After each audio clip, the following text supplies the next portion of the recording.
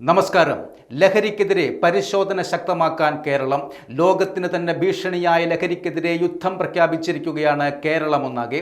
ഡീഹണ്ട് clean slate ഓപ്പറേഷന് പുറമെ മയക്കുമരുന്ന് മാഫിയയുടെ കണ്ണിറക്കാൻ സർക്കാർ സർവ്വസന്നാഹവും ഒരുക്കുകയാണിപ്പോൾ.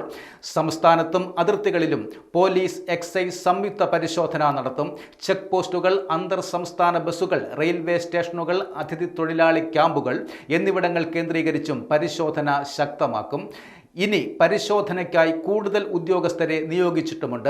കൂടാതെ ഈ പരിശോധനയിൽ ലഹരി കച്ചവടക്കാരെ പിടികൂടാനും സ്ഥിരം കുറ്റവാളികളെ കണ്ടെത്തുന്നതിനും പോലീസിൻ്റെയും എക്സൈസിൻ്റെയും ഡേറ്റാബേസുകളും പങ്കുവെക്കും. ഇതോടെ സ്ഥിരം കുറ്റവാളികൾക്കെതിരെ കാപ്പ ചുമത്തുന്നത് ഉൾപ്പെടെയുള്ള നടപടികൾ കർശനമാക്കും. ദക്ഷിണേന്ത്യൻ സംസ്ഥാനങ്ങളിലെ പോലീസും എക്സൈസുമായി ചേർന്ന് ഇരു വകുപ്പുകളും പ്രവർത്തിക്കും. കൂടാതെ സംസ്ഥാനത്തെ പ്രധാന ലഹരി കച്ചവട കേന്ദ്രങ്ങളുടെ വിവരങ്ങളും പോലീസ് തയ്യാറാക്കിയിട്ടുണ്ട്. വിദ്യാഭ്യാസ സ്ഥാപനങ്ങൾക്ക് സമീപമുള്ള കടകളിലും മറ്റ് സ്ഥാപനങ്ങളിലും പരിശോധന ശക്തമാക്കും. കൂടാതെ മുമ്പ് കേസുകളിൽ ഉൾപ്പെട്ടിട്ടുള്ള പ്രതികളുടെ വീടുകളിലും ഒളിത്താവളങ്ങളിലും കർശന പരിശോധനയും നടത്തും. ADGP മനോജ് എബ്രഹാമിൻ്റെയും എക്സൈസ് കമ്മീഷണർ മഹിപാൽ യാദവിൻ്റെയും നേതൃത്വത്തിൽ നടന്ന ഉന്നത ഉദ്യോഗസ്ഥരുടെ യോഗത്തിലാണ് ഊർജിത നടപടികൾ സംബന്ധിച്ച തീരുമാനം എടുത്തിരിക്കുന്നത്. അതിനിടെ മയക്കുമരുന്നിനെതിരായ കേരള പോലീസിന്റെ ഓപ്പറേഷൻ ഡീഹണ്ടിലൂടെ സംസ്ഥാനത്ത് 3 ആഴ്ചക്കിടെ അറസ്റ്റിലായത് 5687 പേരാണ്.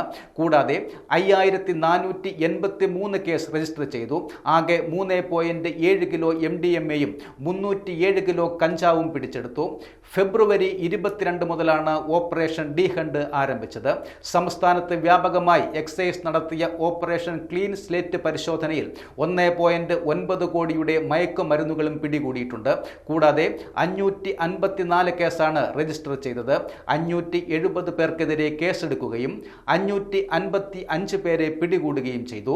അതേസമയം ലഹരി ഉപയോഗം കണ്ടെത്താൻ ഉമിനീർ പരിശോധിക്കും. ഇതിനായി കിറ്റുകൾ ഉപയോഗിക്കും. കൂടാതെ സംസ്ഥാനത്തെ ക്യാമ്പസുകളിലെ നിരീക്ഷണവും ശക്തിപ്പെടുത്തും. അതുപോലെ മാതാപിതാക്കളിൽ നിന്നും അധ്യാപകരിൽ നിന്നും കൂടുതൽ വിവരങ്ങൾ ശേഖരിക്കുകയും ചെയ്യും.